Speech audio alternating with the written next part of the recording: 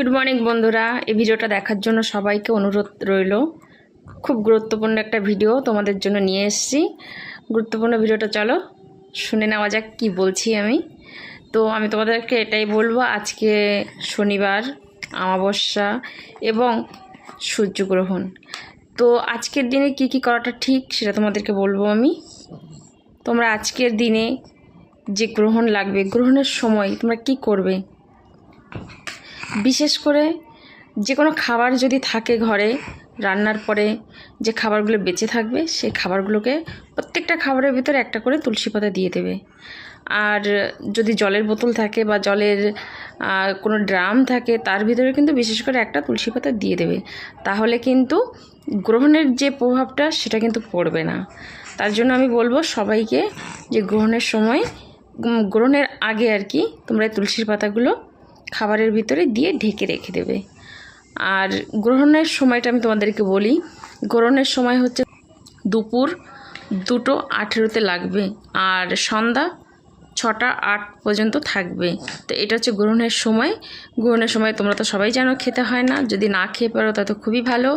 আর গ্রহণের সময় যদি পারো তোমরা রোদ্দুরে যেও না, রোদ্দুরে গেলে পরে গ্রহণের প্রভাবটা মানুষের শরীরের উপর পড়ে। তো চেষ্টা করবে গ্রহণের সময় বাইরে না যাওয়া, ঘরের ভিতর যদি থাকতে পারো খুবই ভালো। আর গ্রহণ শেষ হওয়ার পরে বিশেষ করে তোমাদের কাছে যদি গঙ্গা জল থাকে তাহলে গোটা ঘরে আর যত খাবার টাবার থাকে সব কিছুর উপরে একটু গঙ্গা জল ছিটিয়ে দেবে, তাহলে দেখবে গ্রহণের প্রভাবটা কেটে যাবে। খুব ভালো হবে। খুব ভালো একটা কথা বলছি আমি, বিশেষ করে তোমরা এটা মানো, নিজেদের পক্ষে খুব ভালো হবে। তো এই জিনিসগুলো যদি করো তাহলে গ্রহণের যত প্রভাব পড়ে সেটা কেটে যায়, কোনো দোষ থাকে না।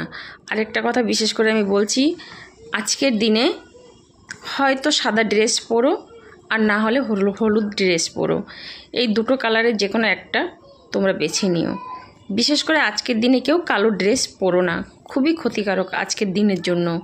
কারণ আজকে শনিবার, অমাবস্যা, আবার গ্রহণ লাগবে। তো এই কারণে আমি বলছি কেউ তোমরা অন্য কালারের ড্রেস পরো না। নিজের যদি ভালো চাও, সংসারের যদি ভালো চাও, তাহলে কথাগুলো মেনো। আর যদি তোমরা পারো আজকের দিনে মাছ মাংস খেও না, গ্রহণের দিনে মাছ মাংস খাওয়াটা ঠিক না। তো বন্ধুরা, যদি আমার ভিডিওটা ভালো লাগে তাহলে আরও বন্ধুদের কাছে শেয়ার করে দাও, তারাও যেন এই জিনিসটা শিখতে পারে। আরেকটা বিশেষ করে যদি তোমরা পারো, তোমাদের কাছে যদি প্রদীপ থাকে, সন্ধ্যাবেলা 4 মুখো প্রদীপ যদি থাকে তাহলে চারদিকে 4টা সলতা দিয়ে প্রদীপটা ধরিয়ে দিও। আর 4 মুখা প্রদীপ যদি না থাকে তাহলে মাটি দিয়ে একটা প্রদীপ তৈরি করে সে প্রদীপটা সন্ধ্যাবেলায় জ্বালিয়ে দিও। তাতে খুব খুব উপকার হবে তোমাদের সংসারের পক্ষে, বিশেষ করে খুব ভালো। তো যদি তোমরা পারো এই কাজটা অবশ্যই করো। তো ভিডিওটা দেখার জন্য অনেক অনেক ধন্যবাদ রইল। সবাই ভালো থেকো, আবার দেখাবে অন্য কোনো ভিডিওতে।